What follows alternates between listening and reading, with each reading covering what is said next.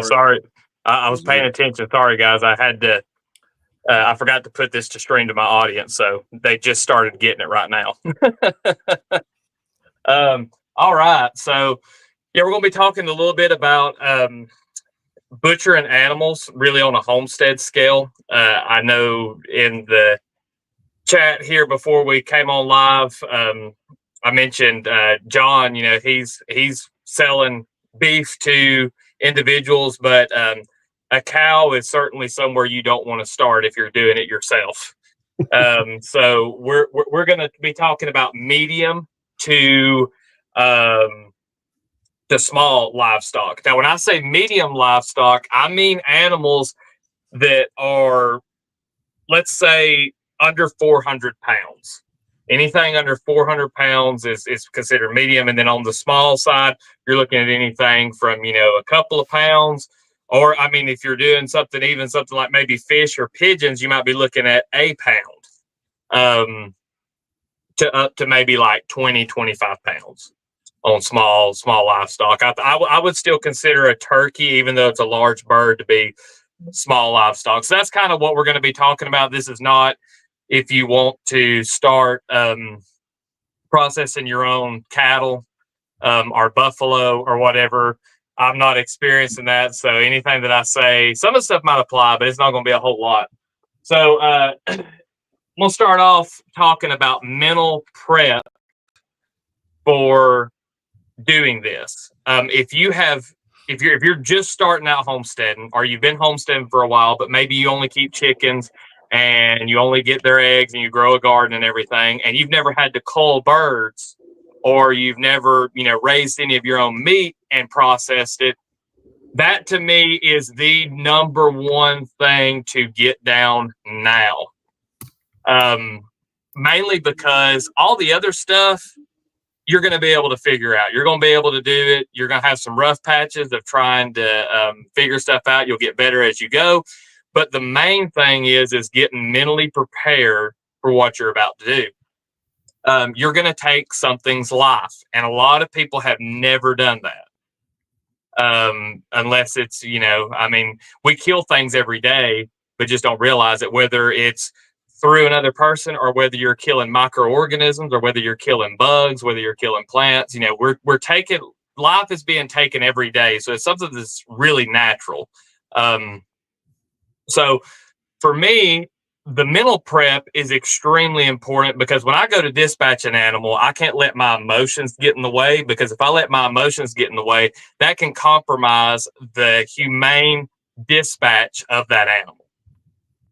So I did, let's see here, I think it was 6 ducks that I processed this week. I had 6 drakes that I had to get rid of. I got them ready to process everything. And these ducks, they have been raised from little bitty babies by me, you know, fed daily by me. They follow me around like puppy dogs. These ducks, when I grabbed them to go and do the deed, they were, you know, they don't really care for being held, but they were perfectly calm. They were kind of like, you know, just sitting there bobbing their heads and wagging their tails. They wag their tails like dogs, and you know, like, hey, Dad, where are we going? So it's a huge mental strain on people to do that to an animal that you have properly taken care of. Now, to give everyone a little bit of, you know, I guess ease of mind, is that remember that if you're raising these animals on a homestead, 9 times out of 10, if you're just halfway trying, that animal has had a life that is 10 times better than it would have in a factory farm. Every day you go to the grocery store and you buy that meat, you are getting basically tortured animals, just to be frank about it. Now, that's not, you know, judging anybody or trying to get up on a high horse. I buy stuff from the grocery store. So I'm not saying that, you know, everyone who buys from the grocery store and eats their meat there is, you know, approves of concentration camps or whatever. But that's just the cold hard facts. Those animals have not been treated well. So to me, it's far better to take the dirty work on myself and know that that animal has been properly respected and that it's been, properly cared for to the best of my abilities, because none of us are perfect and we're not going to get everything right. So that mental preparation of taking an animal's life, the one thing I think is really important for people to remember is that don't let your emotions get in the way of that animal having a humane dispatch. Because, for example, like with the ducks, I slit their throat and break their necks. Because what you do is if you slit their throat right here, all of the blood comes out and basically makes them pass out. And you break that neck, take the head all the way off. If you've got a good sharp knife, it's easy to do. You've got to really get in there. You got to grab their head and be ready to cut. You got to be real precise with everything. If you let your emotions get in the way when you're dispatching that duck, you may not do a good dispatch, and then you're causing suffering to that animal. So think of it that way. Just take your emotions, set them aside for a moment, and give that animal the respect that it deserves in the dispatch, or in the killing. I don't know why dispatch has become such a common word in homestead. I think it makes us feel better than saying killing that animal. But I think that just getting yourself mentally prepared that, hey, I'm not going to let my emotions and my poor little duck or poor little rabbit or whatever get in the way of me being able to do this in a manner that's going to be quick, easy, and at the most painless it can possibly be. So mental prep is just huge on that, and it's a whole different world than when you're dealing with like either fishing or hunting, in my opinion, because you're from a distance, a lot of other factors that go into that. But mental prep is extremely important, of just being ready to do the deed, to take the animal's life. I can attest to that. Like, just raising some chickens and then getting to the point where you're, had a bunch of roosters that I'd get rid of, and you just get to that point and where you have to do the deed, like you said, and yeah, man, I didn't think it would bother me that bad, but it actually did. Like I kind of before each one of them, I had to kind of said a little prayer for the thank you for the life of the animal and all that kind of stuff. Because yeah, we used to raise them when we were kids, and do that for meat when we were kids. But I guess I had never done it on my own, so doing it on my own was like a totally different thing. And yeah, I did have a lot of kind of trepidation getting to do it. And the first time was a little I was definitely nervous about it. Yeah, I don't have any good stories to tell because it's just not something I do.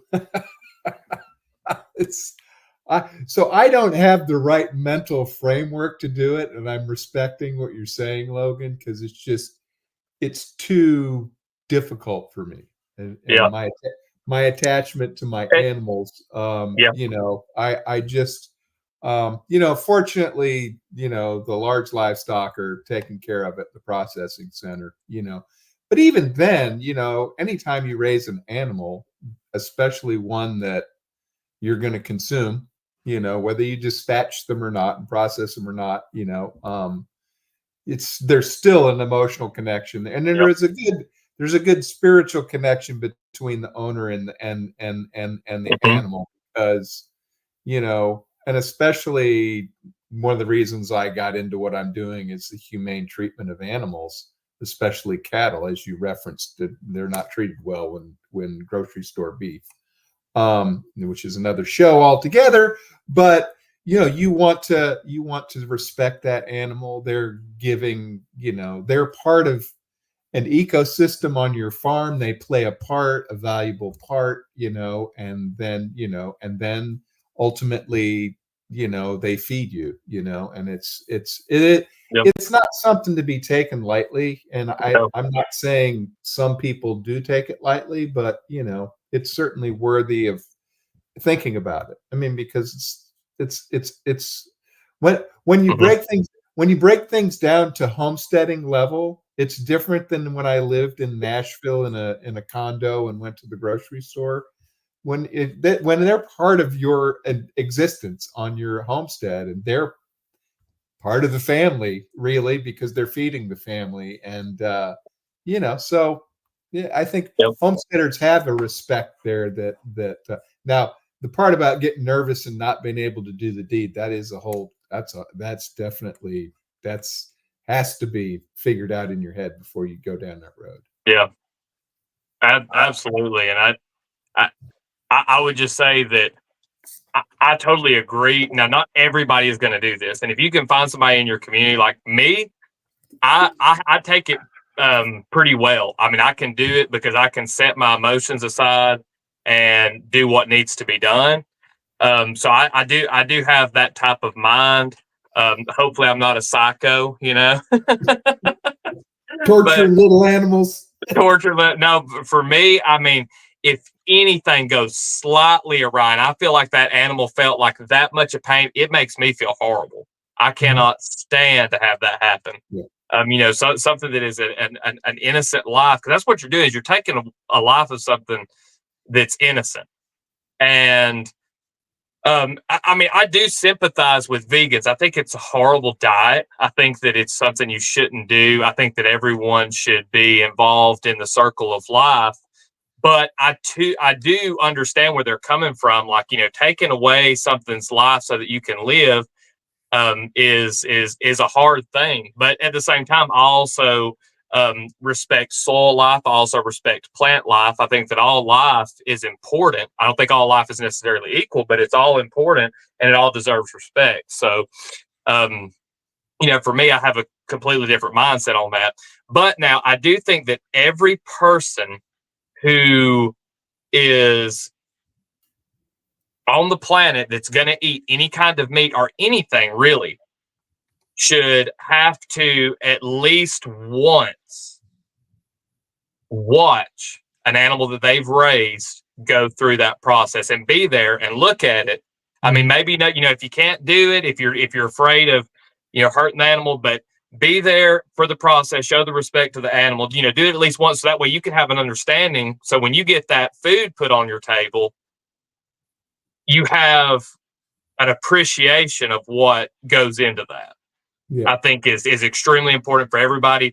Children, both my children, ages right now 5 and 3, they're almost present at every dispatch and process that I do of our animals, and they're seeing it, they're participating a little bit, and it's we're explaining to them what's going on, why we're doing it, why it's important, and it's extremely healthy. We've taken children out of that, and it's especially if you go your whole childhood, your whole adolescence, and your whole adulthood not being connected to that. I think you miss something and see, I wasn't necessarily raised. I mean, my parents didn't process animals with us or anything, and so I just happened to be blessed with the, I guess, mental fortitude to be able to get it done. And, I just want to pass that on to my children. Not that I'm saying we should just make everyone calloused to taking life away, but we should let everyone understand what's going on and, what the process is. One other thing that I was going to mention was, let's see, we just talked about it. We talked about the getting mentally prepared to do the dispatch and everything. Yeah, just that mental preparation of being able to actually do it, so that way it's done properly. There was something else. I think it was either you or Greg mentioned that I was going to touch on. Looks like Greg's back. Yes, he is. I don't remember. Okay.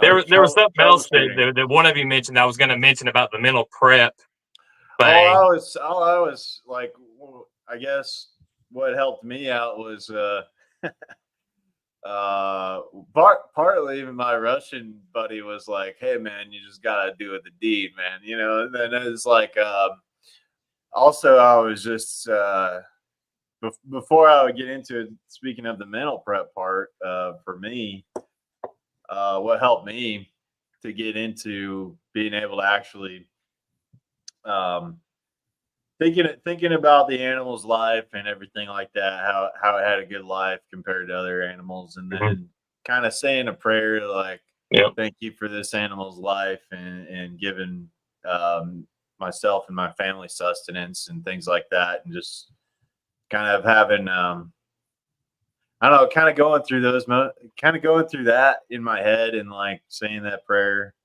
kind of helped me feel better about the Yeah. situation, I guess.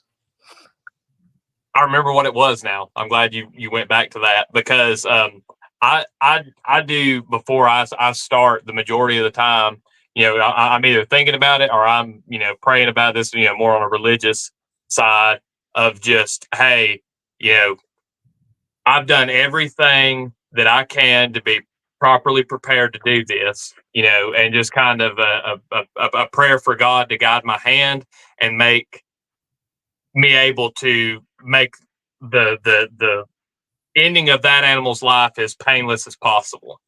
Um, and that helps a lot, just with the mental prep and yeah, just having that sense of gratitude before you get started to get it done. I mean, it does. It really does help a lot. But now that we're done with all the super dark, heavy stuff, I guess for right now, anyway, we can we can move on to some tools that you might want to. And I'm gonna have to get the camera. I've got a baby girl here wanting some attention. She came in the Great Pyrenees.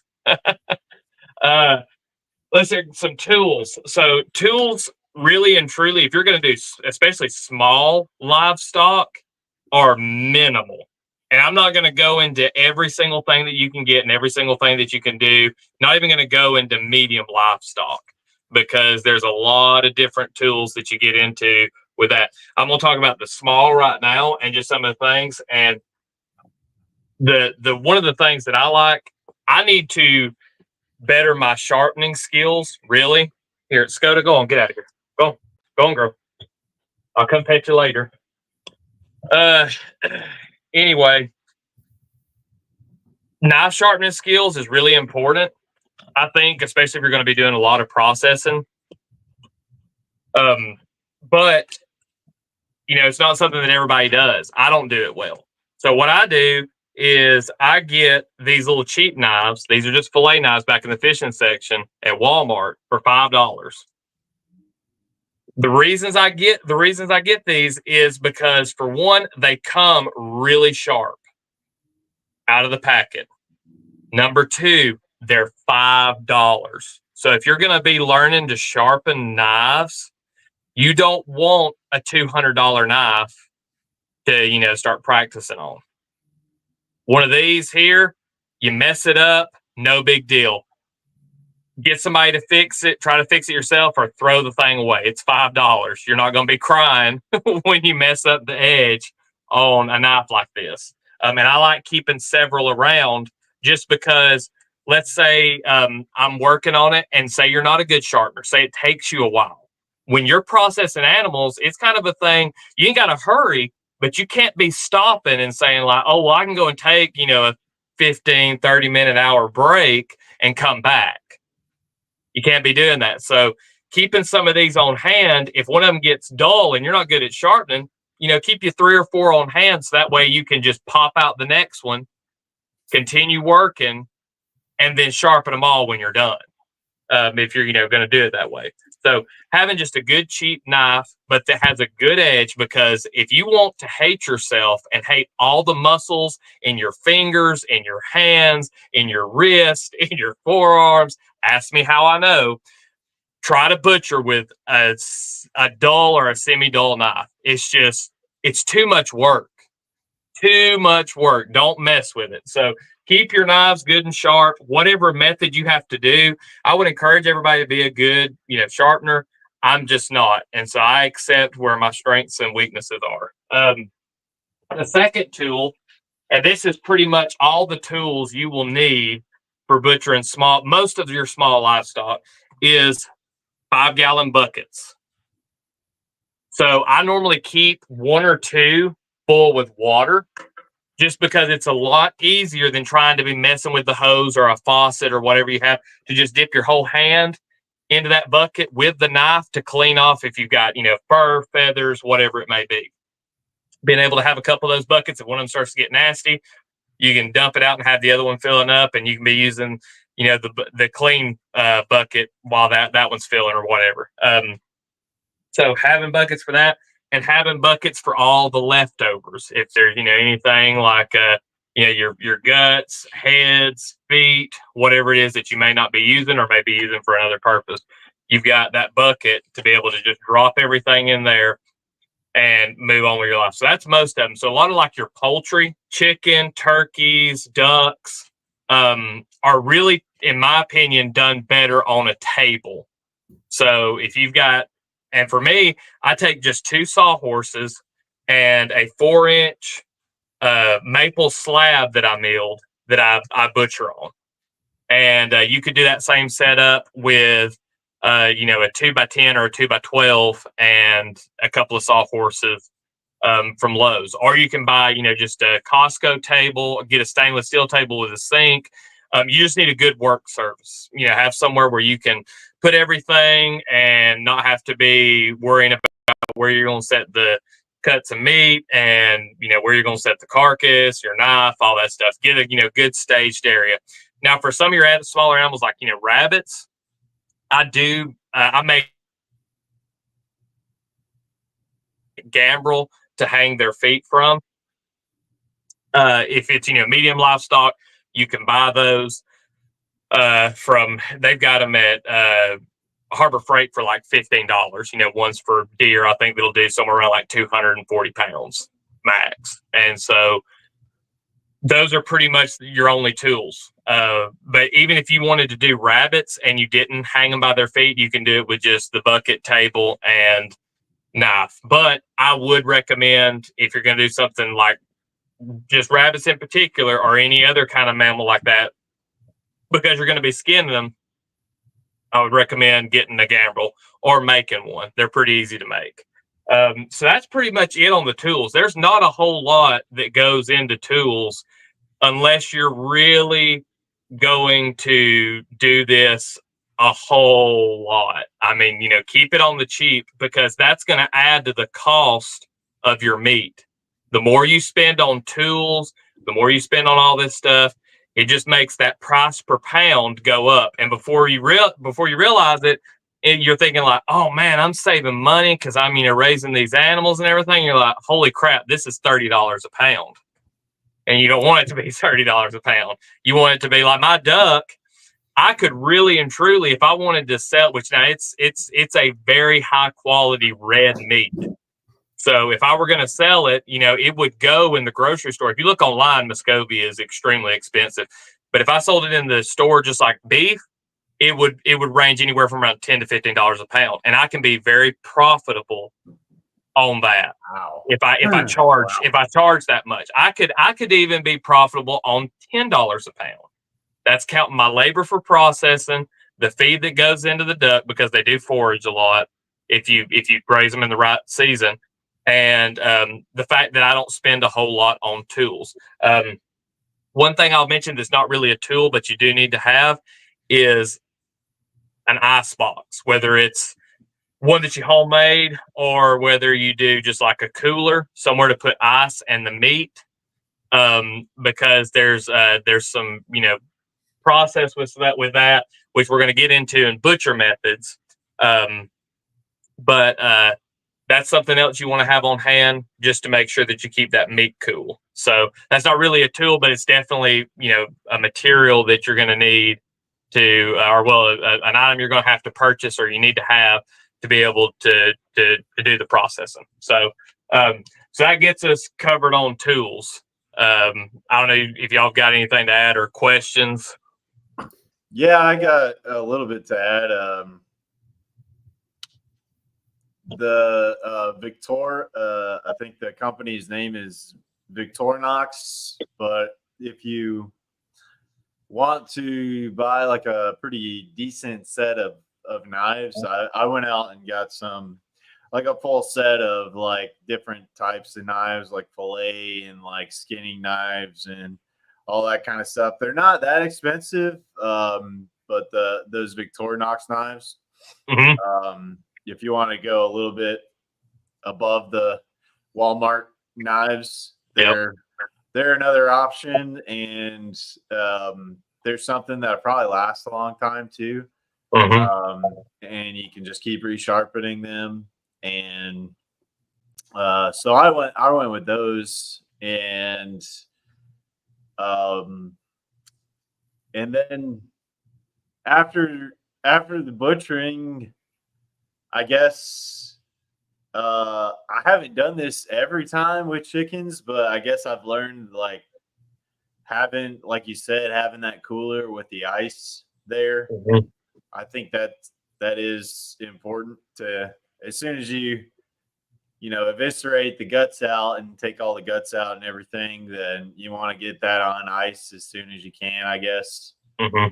After you've gotten all that cleaned up. I don't know. Maybe some people do that. Maybe some don't. So I will say this, that the fears that we have with food safety of, like, oh my Lord, it sat outside for 2 minutes and a fly landed on it and now we're all gonna die. You've got those people that are chicken little the sky is falling types of people. If they saw how their meat was handled and how many times it is de-thawed and refrozen before it gets to the grocery store, they wouldn't be able to eat anything. They wouldn't be able to stomach it. Being outside in the open air and processing everything, if that meat doesn't immediately go into that ice, you are not going to die. There is huge scares about raw meat. I mean, these ducks that I was processing, I had a couple of guys come up that were delivering some tin to my dad, and they, known them a long time. They work with my dad, and I was out there processing duck, and I told him, I said, if I known y'all was coming, I'd have been ready to help you instead of being, elbow deep in this. And they were, looking at the meat and everything. And my dad, of course, because he's all the time, ribbing me and everything, he's like, oh yeah, Logan eats that stuff raw. And I was in the chest cavity, and I pulled out the heart, and I ate the heart in front of him. I just ate the raw heart. I said it's better with some seasoning, but I like it like this. And one of the old guys said, I like my meat warm, and I said, it is warm. It was just killed. It's body temperature. But there are so many fears about processing these animals. Now you can't do that with every animal. And chicken and stuff. Chicken does not come with salmonella. If chickens had salmonella naturally, they would just die. I mean, there's a lot of fear, but then there is also good practices that we don't want to skimp over and end up having some kind of meat-borne illness and get ourselves sick. So keeping things clean, getting it chilled as soon as possible, those are all important practices, but it's not something to be just constantly fretting over. And if something were to fall on the ground and got a little dirty, if you hose it off, I can promise you it's not going to kill you.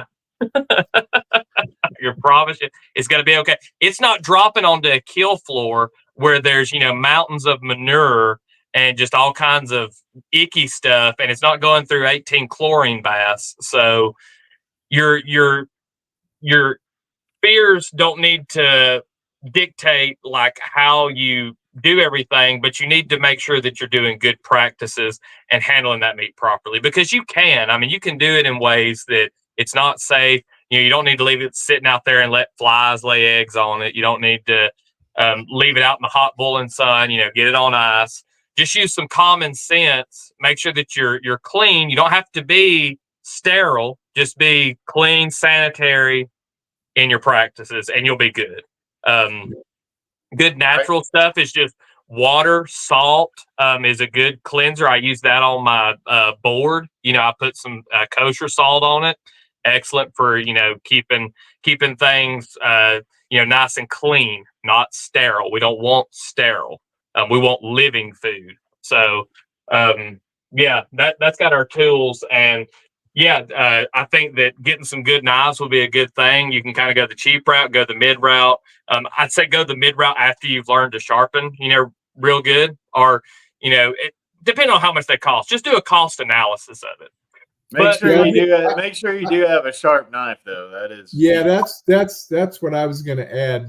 Not only does it cut down on fatigue from doing that, it's also extremely unsafe to be cutting with a dull knife, because you'll slip out of your hand so fast because you're putting a little too much extra pressure, and then there goes a finger, there goes whatever, So sharp knives are scary too, because it just takes a little nick and you're cut good. But safety wise, but they're safer.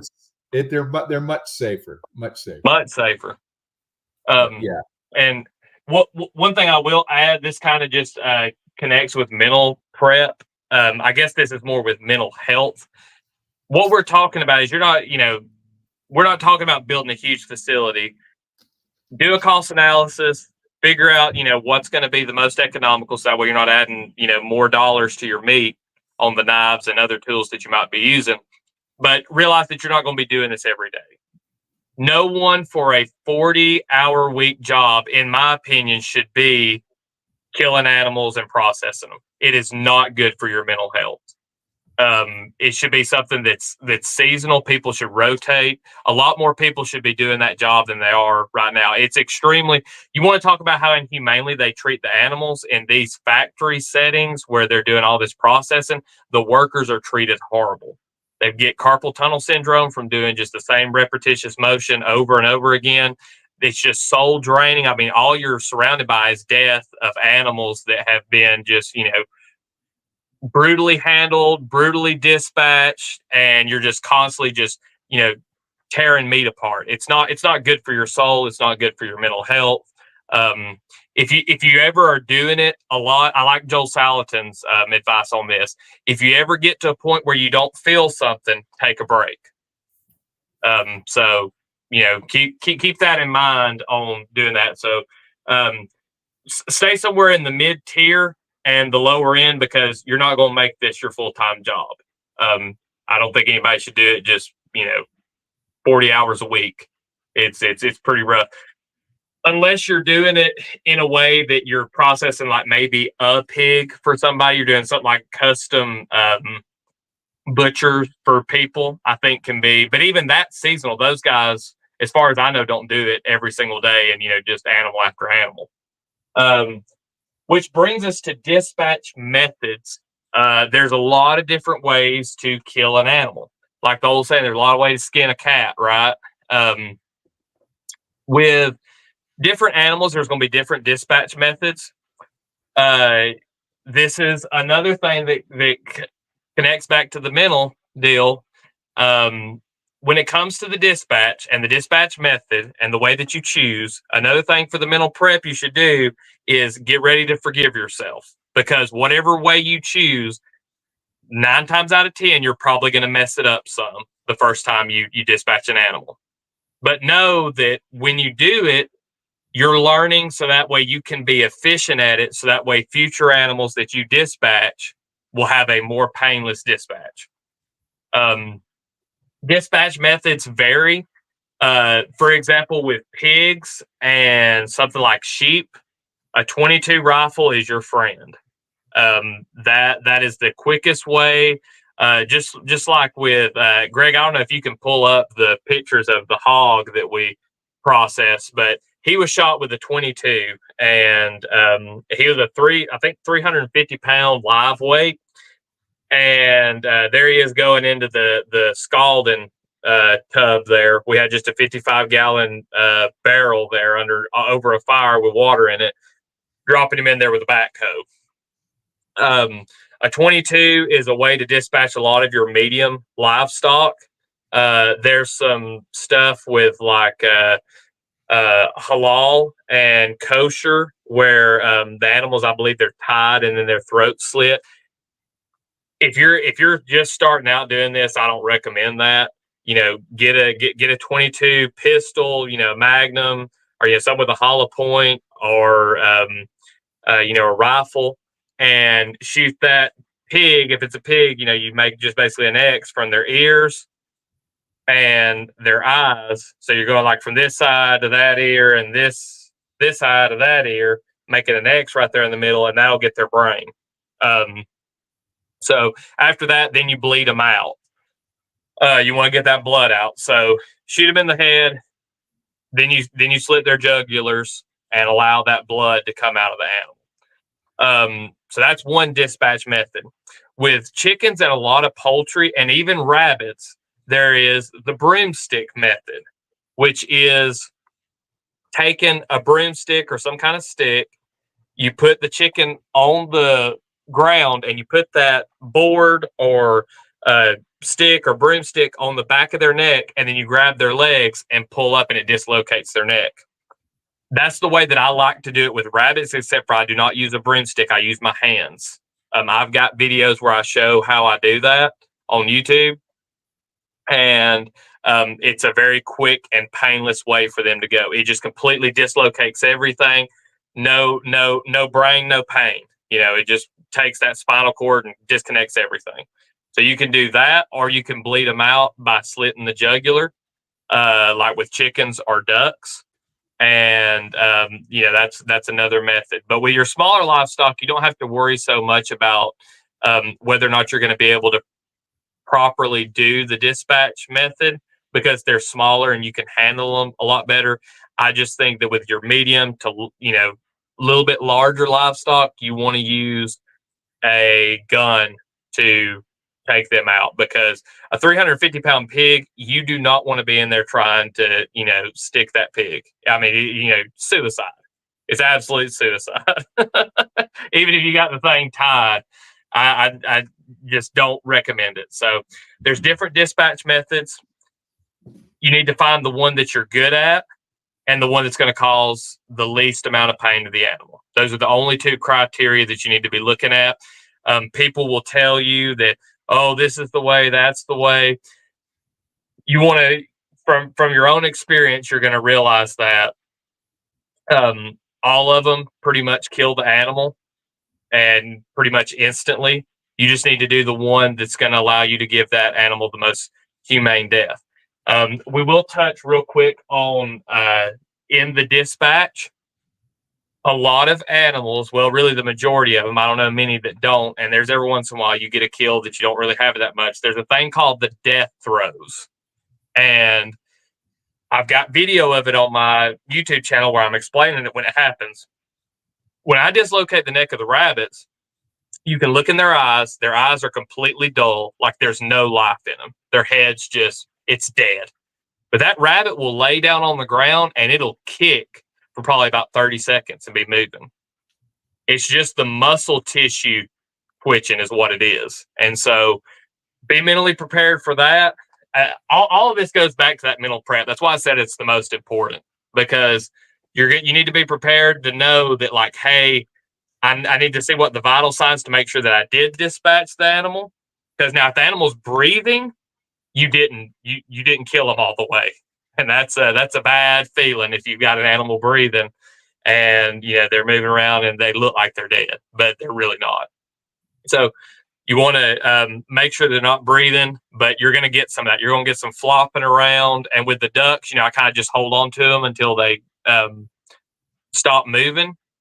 And, I still might get, a little bit of this with their feet, but that animal's dead. It ain't got no head. The brain and everything's been disconnected. So you need to be mentally prepared for that, knowing that you did your job right. And that's just something natural that happens with the muscle tissues after death. So don't be alarmed by that when that happens, because it's going to happen. Any animal you kill, you're going to have some of the death throes. Humans even do it from time to time, which I hope nobody ever has to see that. But yeah, death throes is something that's natural, and it's nothing that you did wrong if that happens. So, anything else on dispatch before we move to butcher methods? How did they do it before, or how do you think they did it before they had guns? They just arrow them or something? I don't know, like through the heart or something like that. Well, before guns, I don't know in medieval times, like in England or something. But if I think about like Native Americans here, they harvested a lot of buffalo, and they were shooting them and spearing them with arrows and spears. So that's because they certainly. I mean, they were very fit fellas, and they were very healthy because they had a very natural diet. But I guarantee you, none of them were stupid enough to jump on the back of a buffalo or try to tie one up and then try to, stab him. Now, back in medieval times in, like Europe, I'm not really sure. I'd have to research that, but they may have had some tying method where they'd stick the pig. They'd have to lasso them or something, I'm guessing. That would be a really dangerous job, especially on a larger pig, because pigs are just so stout.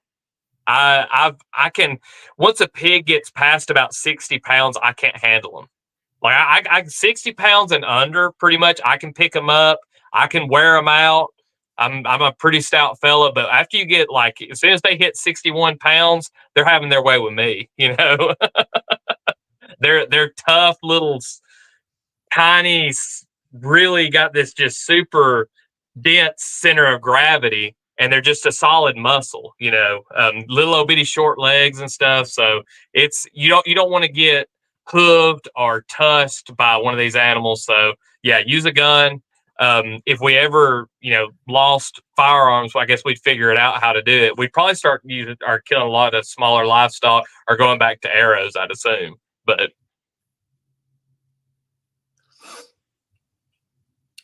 we ain't losing our firearms. Yeah, no, I ain't losing mine anyway. So butcher methods. You can go onto YouTube and you can look at ways to butcher a lamb. You can look at ways to butcher a pig. You can look at it for duck, chicken, turkeys, cleaning fish, whatever it may be. And there are tons of different methods out there. The one thing that is going to make you successful at butchering your own animals is the practice.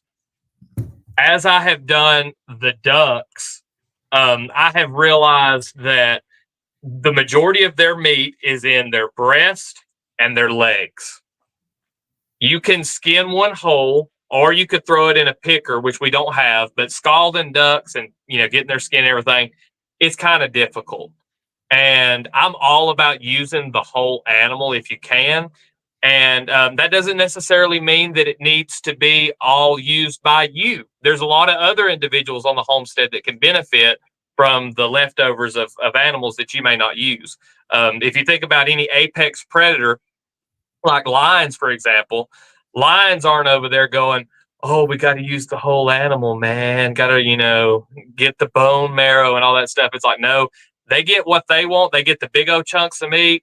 Later, the hyenas come in. They pick the rest of it clean. Eat the nasty stuff like the colon, the butthole, the freaking bone, bone marrow if they can crack the bones open, and then a lot, some vultures and stuff come and finish a lot of the other stuff off. So don't think that you've been disrespectful to the animal or that you're wasting it if you just cycle it in a different manner. So, for example, with the ducks, the pigs got some leftovers of the ducks. I'm jumping a little bit ahead to waste management here. Let me reel myself back in. So, anyway, I've realized that the ducks, you got breast and legs. So there is a very specific way that I butcher them that allows me to take out the breast, the legs, and the heart for me is, a big treat. So I go into the chest cavity and get that out. And those are the three, body parts that I take off of those ducks, which the breast, I also count the duck tenders. Like, you've got on a chicken breast, you've got their breast, and then underneath it, you've got like a little tenderloin basically underneath those breasts, which are where chicken tenders come from. And I take those. And so that's like 2.5 pounds of meat on average from each duck. And the rest of the meat that's on there, there's a little bit left, but to me, it's not worth trying to pick all through it. And it's really tough to get it done if you're skinning the duck. So just finding the butchering methods that's going to help you, do it most efficiently. Like, for example, with the rabbits, over time, I have changed my butchering methods on them because of things that I've learned, videos that I've seen, different methods of, different people, quicker ways to do it. You just need to find a way, find a video, find a forum online, find somebody that's already doing it, adopt their method. And then as you need to, you can adjust that method to make it fit you better, because there's going to be some people that the way that I butcher those ducks, they may not be able to do it the same way, and they may find it easier to do it another way. So find one that's, a method that'll teach you and get you to where you know what you're doing when you're breaking down the animal. And then as you go through, you can work out those efficiencies, and you can say, hey, you know what? It works a little bit better if I'll go ahead and cut this tendon before I do this step, just as an example. So find a method, adopt it, you work on the efficiencies as you go, and you get more practice, because there may come a time where you realize that it's like, hey, this is actually the best method. I just sucked at, butchering to start out with, and that's okay. All of us, we're not all going to be just perfect at everything we do the first time. So, give it some time, but if you need to adjust. So there's tons of methods out there. Pick one, get started, get your practice in, so that way you can, hone your skills and work out those efficiencies later. Which brings us to waste management. If you have ever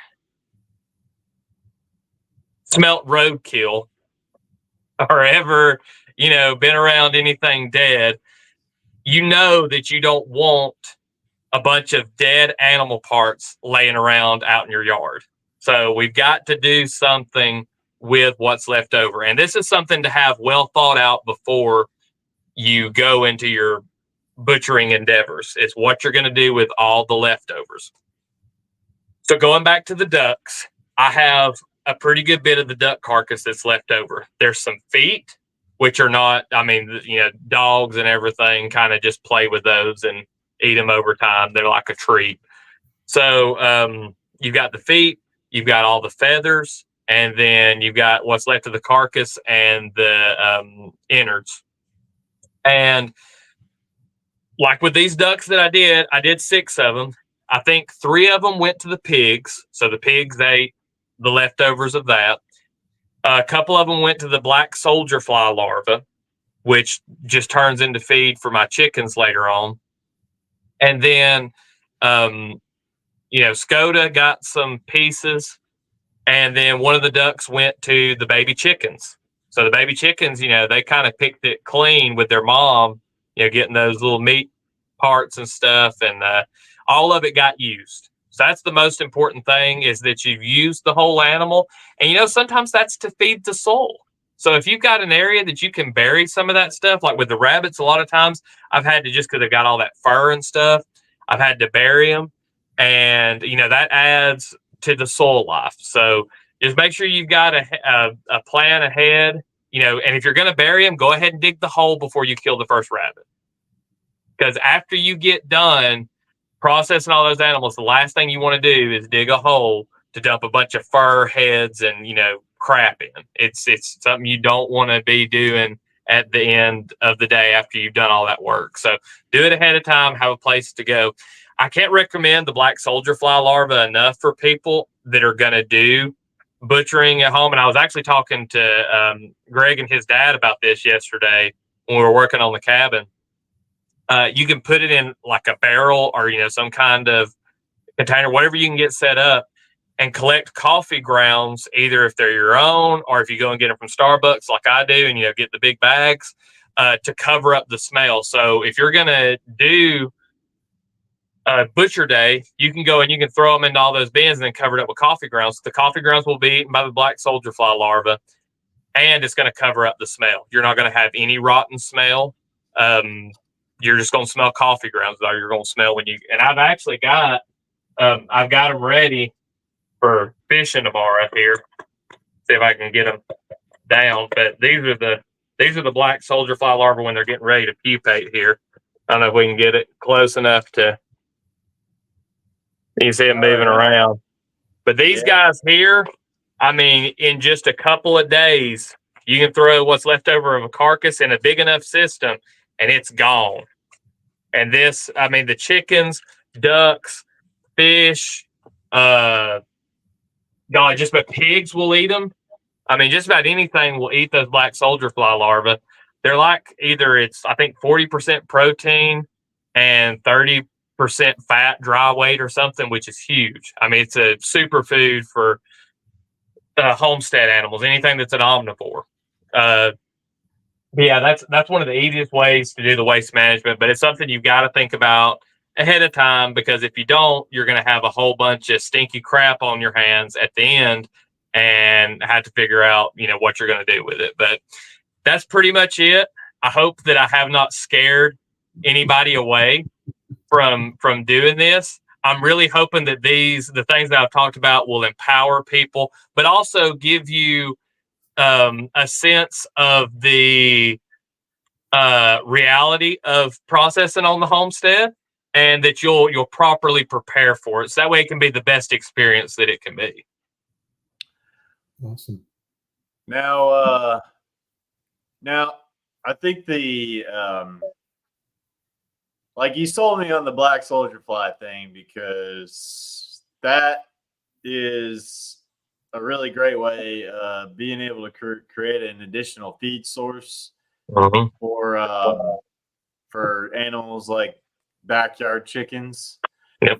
And any kind of thing that you might want to compost or get rid of, like we're talking about, like the leftover guts or whatever from the animal that maybe you don't want to attract in like other predators to and stuff like that. Like that'd be a great way of handling it. And throwing those extra coffee grounds from coffee that you make, and if you can find a local source. Is it just coffee grounds that they like to eat, or like they'll eat any kind of organic material that you throw in there, or what's so special about the coffee grounds for the black soldier fly larva?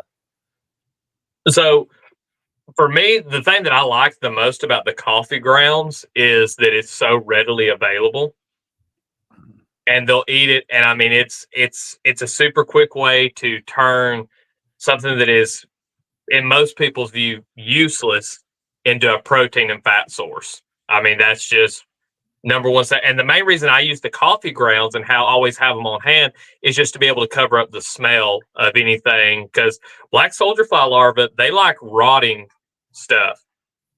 They want, rotting vegetables, rotting meat. Heck, you can throw a birthday cake in there. If it's organic matter that can be broken down, they'll eat it. No matter what it is. Now, the only thing that you're going to be left over with is stuff like bones, feathers, anything that's like if it's anything that has an exoskeleton. If you were throwing like crawfish, leftovers or something in there, you're probably going to have the shells, or something like crab. Anything that's like that kind of material, they're not going to break down. But if it's something that can, it's a little mushy and it stinks, they're all about it. And one really awesome thing is if you go in there and you get a system set up, if flies ever try to lay eggs in there and they get maggots, the black soldier fly larva will not only outcompete them, but a lot of times I think they're straight up just eating the fly eggs and the maggots, because they're just so aggressive. And now in my setups, black soldier fly larvae, because they are such aggressive eaters, the adults will lay the eggs above the food source. So, like, for example, in my round barrels, you've got all the stuff down here in the bottom. They'll lay their eggs up here on the side and on the top, because they know if they lay their eggs in there with all the brothers and sisters, those eggs don't ever stand a chance of hatching, because they'll get eaten, because they're not constantly moving. Yeah, I mean, they are super aggressive feeders. That's also why you can set up systems to self-harvest. You can go on YouTube, look at my videos on the black soldier fly larva bins that I've been making and experiments I've been doing, and you can see that they're super easy to harvest, because those pupa, when they start to pupate, so these here, these are really close to getting to start to pupate. I have to get them down off of the sides here, so that way they're not all crawling out, but I'm going to get one and show you that when they get black like this. I don't know if I'm going to be it. Let me see if I can get the camera to focus here. They do this. So when they get ready, can I move it to where it'll focus? You can kind of see, but you can see the color at least. There it is. There you go. So once they get ready to pupate, they're going to turn hard and be stiff, and they're not going to move around. So they don't want to be in there with the younger maggots and get eaten, because if they don't, they can't hatch out into an adult fly, lay their eggs, and start all over. But I feel like I'm starting to turn this into the black soldier fly larva show, and I think that could be a whole show on its own, because there's a lot to go on about it. Yeah, actually. Yeah, because I mean, these guys are just so useful for so many things. Logan, I had one question about butchering methods, or the butchering process, I should say. I know with cows, and because cows are so big, and we buy so many different parts of the cow at the store, and if you just think about the different steaks and roasts and hamburger, and I mean, there's just a million different things, and that really comes from just butchering the same cow a couple different ways, right? How it's cut up. It's like, oh well, I want this as opposed to that. Well, we have to butcher it a certain way. Have you run into where how you're actually consuming the animal refers back to the butchering method you use, and go, I'm going to butcher them different this way because it ends up cooking better, or the way we prepare it ends up being better if I would have cut it a different way, or maybe that piece of meat should be with that part of the carcass and not this part, or you know what I'm saying? It's true with cattle, so I'm assuming on some level it is with it's like, especially maybe rabbits. I don't know. Absolutely. So yeah, each part is going to have a little bit of a different flavor. Some of the muscles are going to be a little, which this is getting, a little more advanced. And something that I'm not a huge expert on, but with the animals that I have processed, I know them pretty well. Just like with the rabbits, their front legs and their, front half really is better for cooking over, like, say, an open fire, or maybe roasting, because of the flavor profile. Just like with the back legs of the rabbit. Now, rabbit, one thing for me is it does not dry out like chicken. Chicken is really, like with the chicken breast, you got to be careful. You can dry out a chicken breast, but with the rabbit, it's pretty hard to dry them out. But there are different, textures and flavors to different parts of the animal. So a lot of times it comes down to preference of what people like.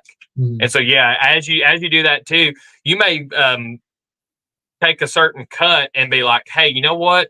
If I separated the shank from, the shoulder, then it would probably be better cooked in these two different ways.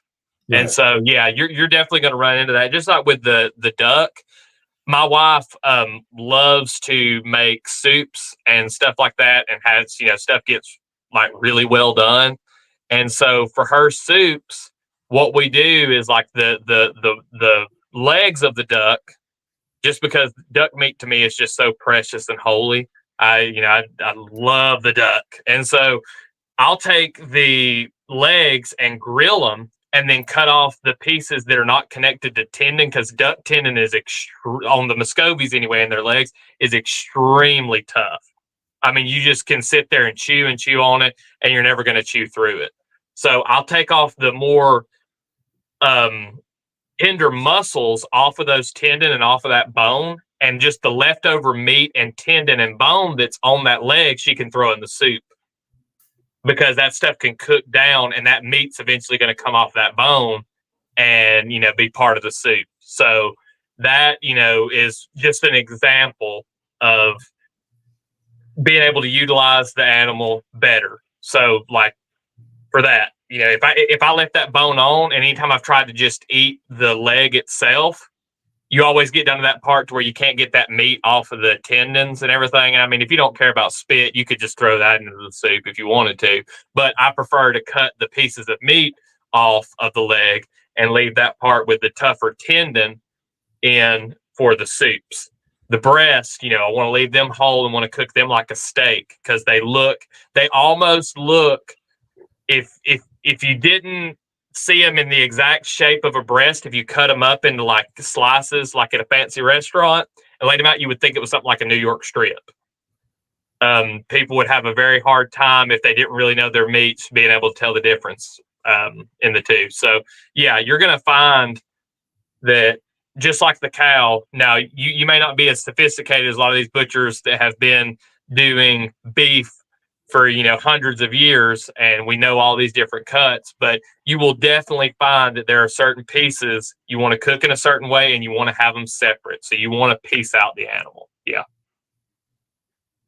I think talking to you one time also, Logan, you were talking about a certain way that you put the lamb specifically on ice, and then you would drain out you would kind of let the ice melt and then drain it out some to help remove some of the blood from the meat or something like that as another method. Yeah. I'm so glad you mentioned that. And that's I really didn't have this in the presentation, but that's, an aging type of thing. I'm really glad you brought it up, because this is really important, and we need to cover it. Like for example, with rabbit, everybody should do their own research, because this is such a broad topic. We're not going to be able to cover every little thing, but with rabbit and any other animal, you want to at least have it sitting at a refrigerated temperature for minimum 24 hours. I say it's more like 48 or more, because you're wanting the rigor mortis to get out of that animal. So that way, when you freeze it, you're not freezing all those muscle fibers in those, tight, clenched up positions that they're going to be, and it'll make the meat a lot more tender. Because if you get them with the rigor mortis, if you're going to eat the animal fresh, it needs to be about within 30 minutes of killing that animal, which I have done. Whether it's just a fresh raw heart, or whether it's cleaning it and throwing it on the grill. You can do that, but you want to make sure that you don't have the rigor mortis set into the meat and then end up freezing it. With the lamb, pork, and now it's the way I do every single animal on the aging process, is I put it into either my freezer or my cooler. I take the drain out, or you have it to where it'll drain slowly, and I put layers of meat and layers of ice, and I just add ice to it as it drops, the level of the ice drops down. And I do that for about a week with lamb. A lot of people, they're getting what they're calling either gamey flavor, or, sometimes, now boar taint is a real thing. That does happen. But the aging process of that, I have found that people have said, oh, it tastes so much better. Now, we had some lamb that was not aged like that, and it was good. We loved it. It was good lamb. But the lamb that we had that was done with the ice method, way better. significant difference for us anyway. There may be some people who taste it and say, "Oh, I can't taste no difference in that. You're doing all that work for nothing." But it's really, really good to do it that way. And it saves, like, I've got a video where I've got an old freezer that I've converted, just took out the compression stuff to where it's lighter. I got to put some handles on it, but I'm going to have it where I can move it around, and I can fit whole halves of lamb in there, or, smaller pigs, and do the ice method like that. And it's ice, especially, we're going to look at getting a good ice maker, probably something bigger than what your, like kitchen little ice maker, something maybe that'll produce some, larger quantities, because from what I've been looking at, the ice makers use less electricity than most of your refrigerators and freezers. And so for the butchering process too, I mean, you can go get a good cooler, for $100 and not take up your freezer space. And then that way, when that animal's aged and it's nice and, tender, you can cut it and everything into the pieces. You can seal it into bags or do however you do and put it in your freezer. And you're not having to have like a walk-in cooler, because that's something, if you're going to do medium livestock, that could stop some people from doing that, because they don't have the space and they don't want to build a walk-in freezer or walk-in cooler. So yeah, I'm glad you brought that up. That's a really, really good point. Well, awesome. I think that was an excellent presentation, and thanks for putting all that together tonight, Logan. We're coming up on an hour. If we want to go around the horn and let people know how they can follow you and support you. And since, Logan, you did the presentation, why don't you go first? Sweet. Logan with Hideaway Homestead. I'm on YouTube. You can email me at hideawayhomestead at gmail.com, and or in the YouTube comments. I am on X. I don't have anything up there except for the pictures that I posted for this presentation tonight. I need to get a little more active on there, so you can follow me on X. Get there before my profile actually looks decent. So yeah, those are the places you can follow me. Awesome. All John right, Tejan, DJ Cattle Company. You can find me on X at Soul Survivor 78, and I post different stuff on different topics, so it might not appeal to you 100%, but I don't like people 100% anyway either, so it's just human nature. I'm just kidding. Well, actually not, but anyway, I'm around. All right, and I'm Greg Dowd, and you can find me here on the Tinker Tribe YouTube channel, and I've also got social media for a fitness journey I'm doing at Take the Ride 23, pretty much on all the social media platforms. If you're looking to get fit and active, you can check that out for some inspiration. So, all right, guys, thanks again for hanging out with us tonight, and we'll see you next time. Bye.